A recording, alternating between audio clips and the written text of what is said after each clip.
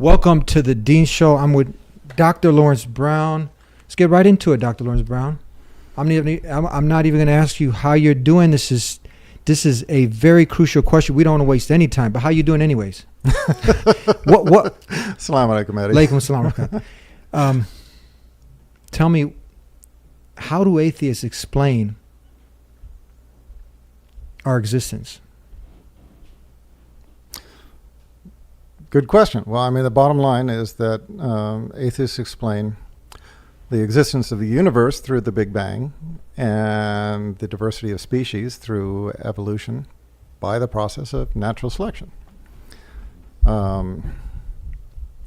What I find interesting is to take these explanations back to their origins.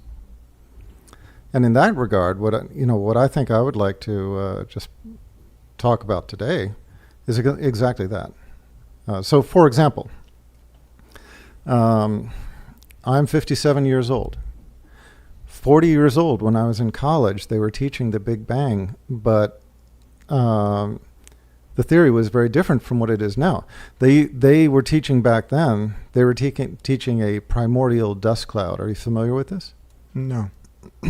Okay, well, the concept was, obviously, we have so much nowadays. So much matter and energy in the universe. Where did all of this come from? And the belief back 40 years ago was that everything compacted into a hyperdense core and exploded out into the universe that we have today. But the question was, where did all of that matter and energy come from? So 40 years ago, they believed in a primordial dust cloud, a dust cloud of matter and energy that came together into a hyperdense core and then exploded outwards, like I just described. The question of how it came together, why, what were the forces that caused the explanation, were the unanswered questions, okay? Let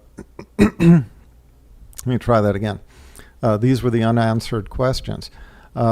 So then the theory kind of evolved to the point where they suggested, scientists began to suggest, well, with any explosion, things decelerate. They, initially they're expanding outwards, and it slows down. So it just makes sense that as the universe is expanding, things are getting farther and farther away from one another, and they will decelerate, they will slow down in the expansion. The forces of gravity will be pulling against the expansion. At some point, the forces of gravity will overcome the forces of the expansion, and the expansion will stop, and then the forces of gravity will overcome the forces of expansion, bring everything back together, and that was the big crunch. Basically, the universe collapsing in upon itself under the forces of gravity, forming another hyperdense singularity, which would then explode outwards again.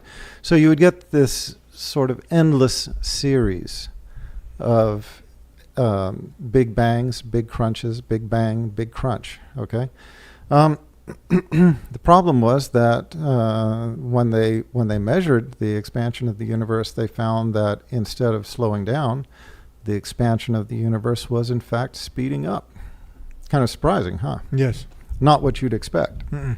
I mean, have you ever seen an explosion that sped up? You set off a firecracker and things, do not fall to the ground. They just go off forever. So in any case, this was the point. So they found that the expansion was in fact speeding up, and could not explain this.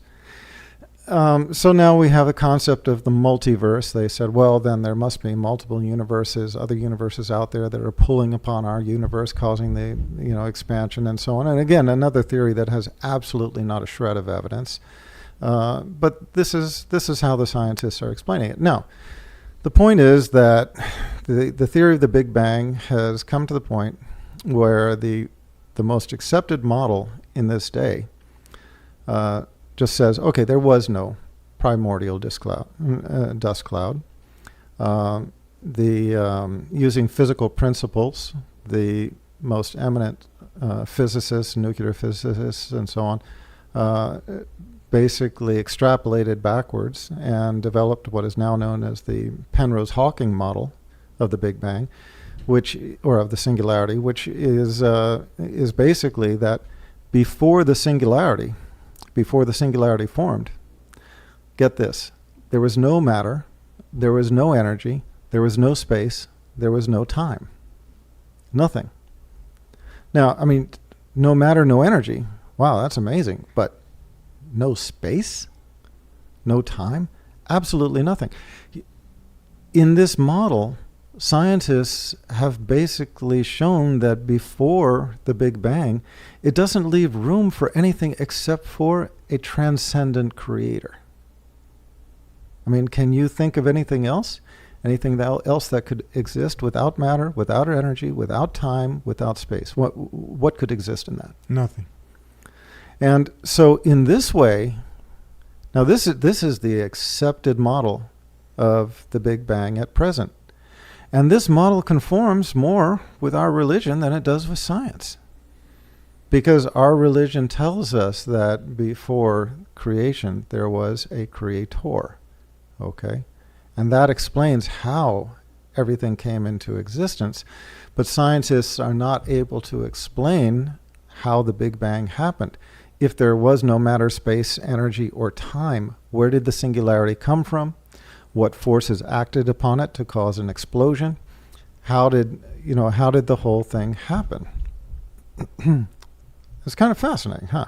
Amazing, yes. I mean, the scientists have basically extrapolated backwards using principles of physics and proven that nothing could have existed except for a transcendent creator.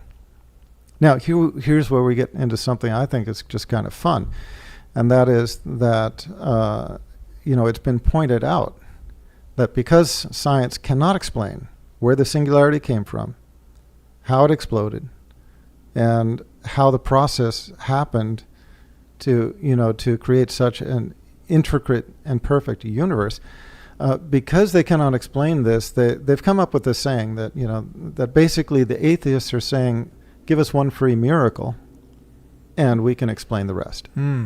Give us one free miracle, and we can explain the rest. And look, science does not work that way.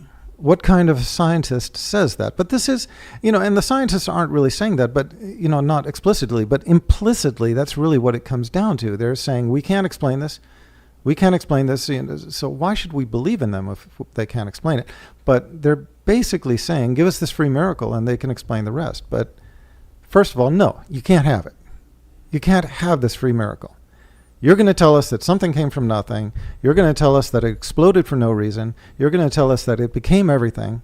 And you expect us to believe that? Why? I mean, why exactly? Do you know Freddie Prinze Jr.? Freddie Prinze Jr. Tell me about him. Okay, he was a comedian back in my day.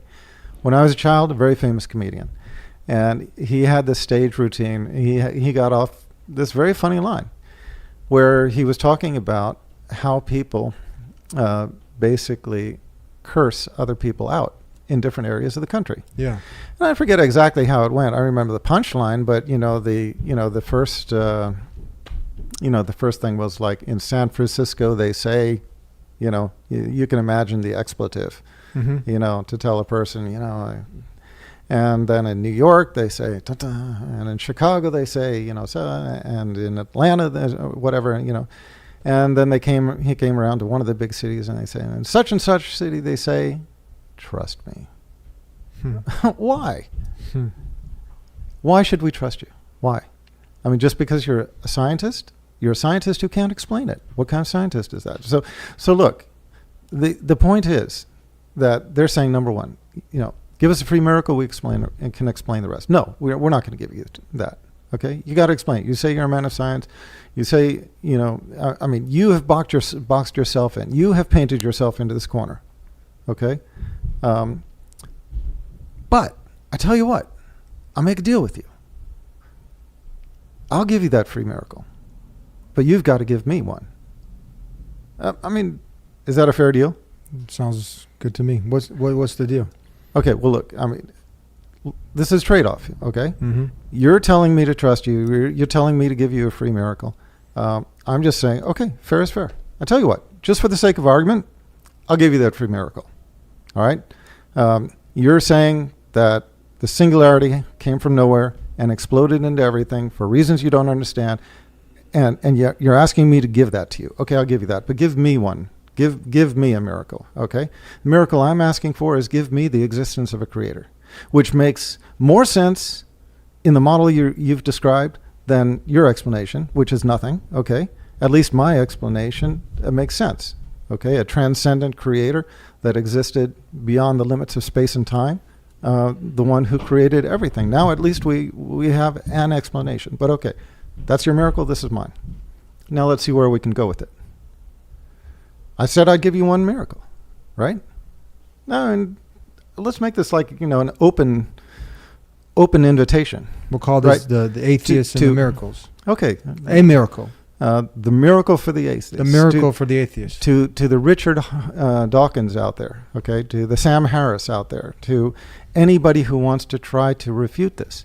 Here's the deal, okay? Open challenge to all atheists out there from Dr. Laurence Brown. We've given you that miracle, okay? Go with it.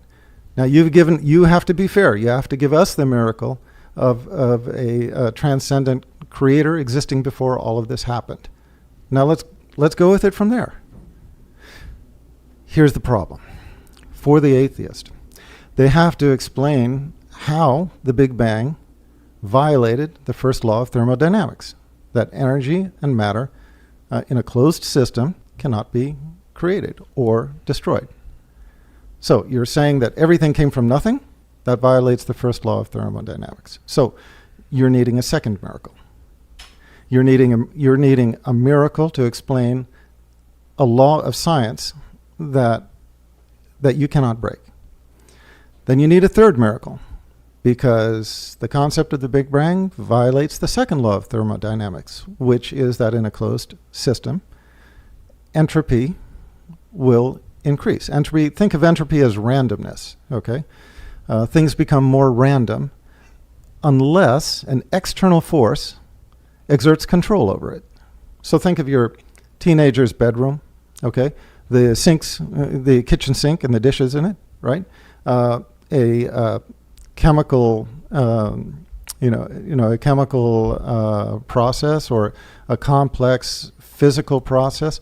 All of these things, unless there is an external control over it, unless there's somebody to pick up those clothes in the bedroom, to wash the dishes and put them in order, to control the chemical reaction, to control the complex physical process, unless there's an external force that is controlling that to establish order, instead it will degenerate into a state of higher entropy, more randomness, okay? And that tends towards chaos. And so the scientists are basically saying that the second law of thermodynamics is that everything degenerates into chaos or into increased entropy, increased randomness, except for the one most cataclysmic event in the universe, actually the creation of the universe, and that is the Big Bang, the explosion.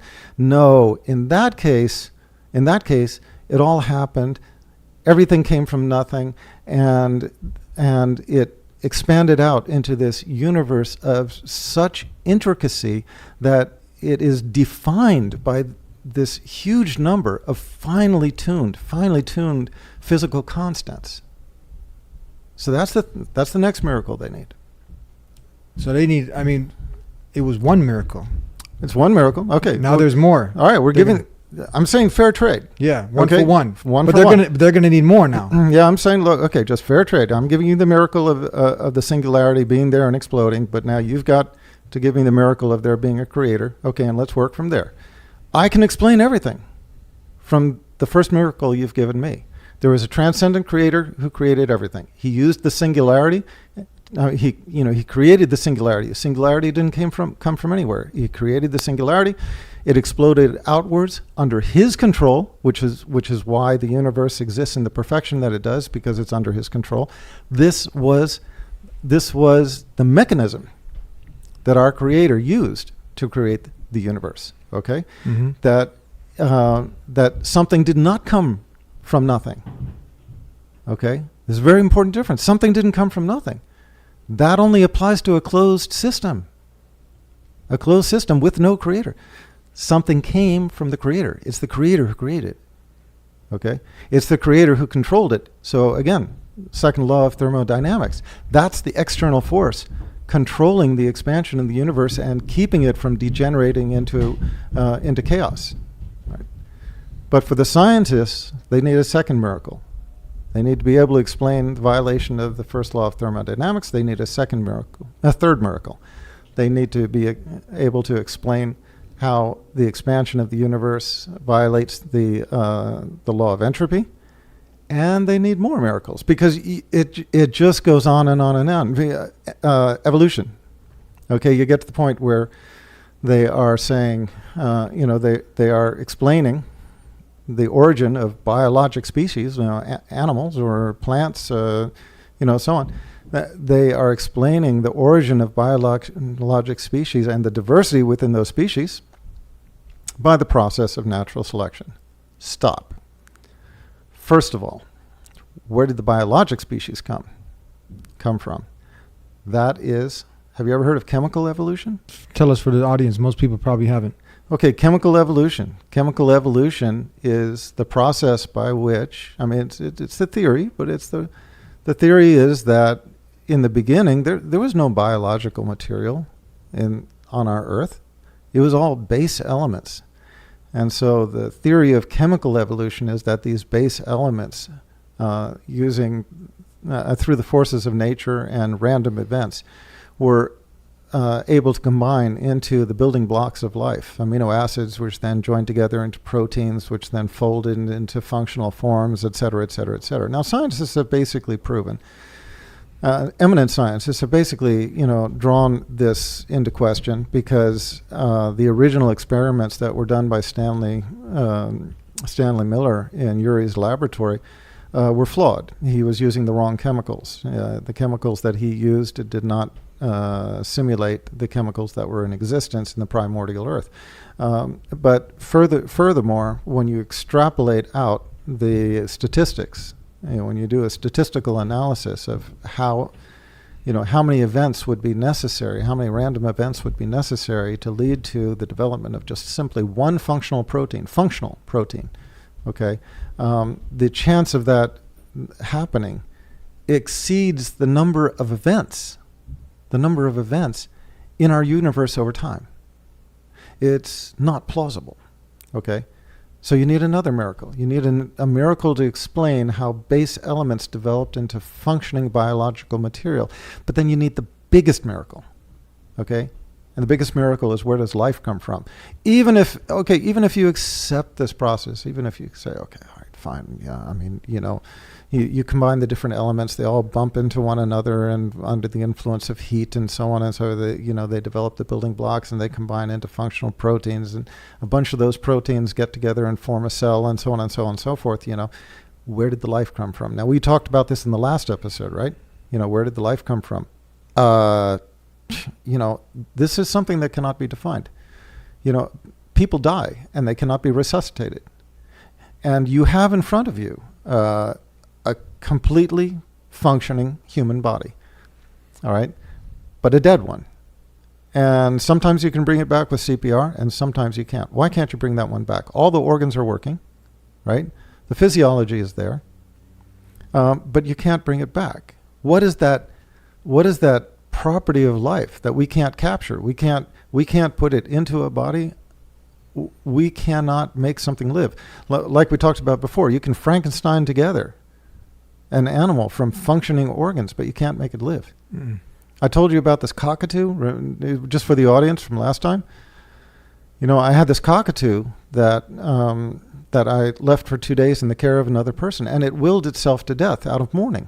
All right, now 2 days is not enough time to starve to death. It's not enough time to dehydrate. Remember, we're talking about a bird. There are birds that migrate thousands of miles, with minimal eating, minimal drinking, and they make the long, laborious journeys, losing a huge percentage of their body weight and so on and so forth. You're telling me a cockatoo can't survive with food and water in its cage for 2 days. It died out of mourning. You have, animals have the ability to die just from sort of willing themselves to death. And so there you have a biological, material that completely intact, all the organs functioning. Science cannot bring that back to life. So here's where, again, they need the biggest miracle. Life. Mm-hmm. Where did that come from? Okay. So, we've made a deal. Okay. Me and the atheists. This is an open challenge now to all the atheists. I'm just saying this is a challenge. The Sam Harris, to the Sam Harris, to the Richard Dawkins. To the Laurence Krauss, to anybody out there who wants to just tackle this issue. I'm just saying, I give you that. I don't believe in it. I mean, there's no reason why I should give you that the singularity just came from nothing and burst into everything. But to be fair, I give you that if you give me a transcendent creator. Both of them are, amazing concepts. But the atheists are always asking, okay, who created the earth? Well, God. Well, who created the universe? Well, God. And then they say, well, who created God? Okay.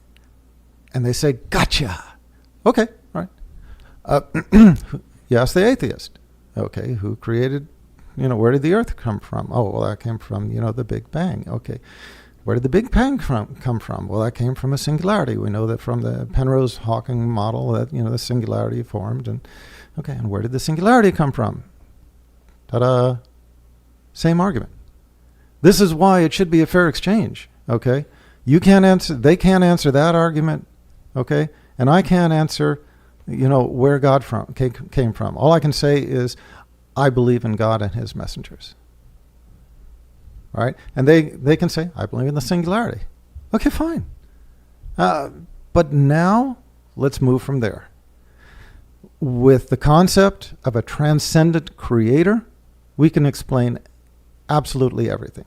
We can explain that he used the Big Bang as a tool for creation of the universe. We can explain the diversity of species. We can explain the property of life within his creation. We can explain, the creation of something from nothing. It wasn't something from nothing. It was something from our creator. We can explain the control over the universe, why our universe is defined by all of these exquisitely fine-tuned physical constants. And we can explain many other things as well that cannot be explained with atheism. Atheism requires a miracle separate from the first one to explain each one of these things, and many more. And such a long list that they cannot explain. I'll tell you a funny story. I was watching a video on YouTube. Okay, Richard Dawkins was asked, where did life come from? And from what I remember, you can look up the YouTube video, but he was asked, where did life come from? He said, I don't know. He said, but I have faith. If I remember correctly, these were his words. It's hard to go back, but I remember being so struck by what he said, because I think he used the word faith. I think he said, I have faith that science will figure it out. And I was watching this and I was thinking, well, happy days. Mm. So now we see that Richard Dawkins is a man of faith. It's just that he's worshiping something else. He's worshiping science, or he's worshiping his own intellect. This is their God. Mm-hmm. Their God is themselves, their minds, their intellect. Tell us, we're almost out of time, so that's the one thing, the open challenge, the miracle, and where do they go from here? The sincere person, not the one that's stubborn and resilient, and someone who's really, and many have come out of the shell. Where do they go from here? We have a couple minutes. Okay, just very quickly. A sincere, humble, truth seeker, likes what you have to say, and it makes more sense. Where do they go from here? Okay, I understand. First of all, I invite you to my website, leveltruth.com. It's changing name to drlbb.com. That's not doctor the full word, but just drlbb.com. So I invite you to go there. But the main thing is that, as we have spoken about before, I think the main difficulty for most scientists when they have an awakening of belief, when they start out upon a spiritual quest, is that they cannot find a religion that conforms to their scientific beliefs. They just can't do it. And my point is, science criticizes Christianity on the basis of their theology. Okay, science criticizes, scientists create, back up. Scientists criticize Christianity on the basis of its theology. Now, so do I. Okay, I criticize Christianity on the basis of its theology. Read my works, The First and Final Commandment. Read Misguided. They're free downloads from my website. The message is that there is a religion out there that conforms with what we understand of scientific principles, and that religion is Islam. Think about it. Think about it. Most atheists know that I'm telling the truth. When I point out to them, you never criticize Islam on the basis of its theology. You always criticize Islam on the basis of things that you don't like, most of which are wrong. You just don't know it because you haven't really looked into it in depth.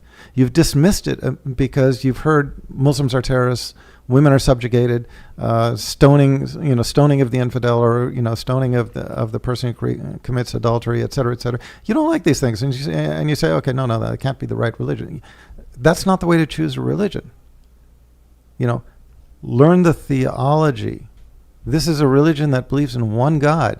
This is a religion that believes in the continuity and the chain of prophethood and the books and the messengers that came along with it. What problem do you have with that?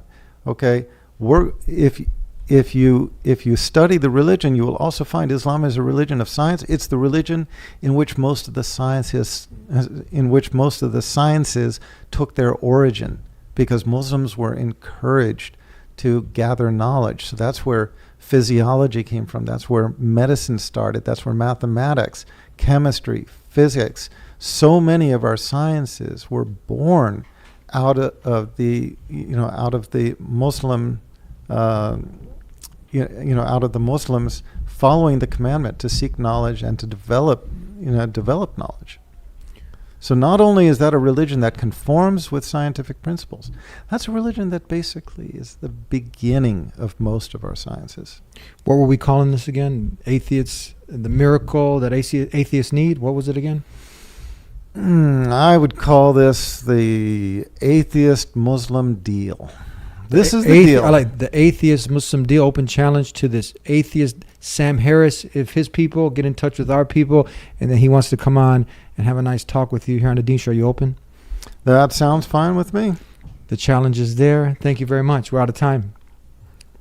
Thanks so much. Thank you for tuning in. Follow, like on our Facebook, Twitter, subscribe. If you haven't already, answer the challenge. We'll see you next time. God willing, peace be with you. Salam alaikum.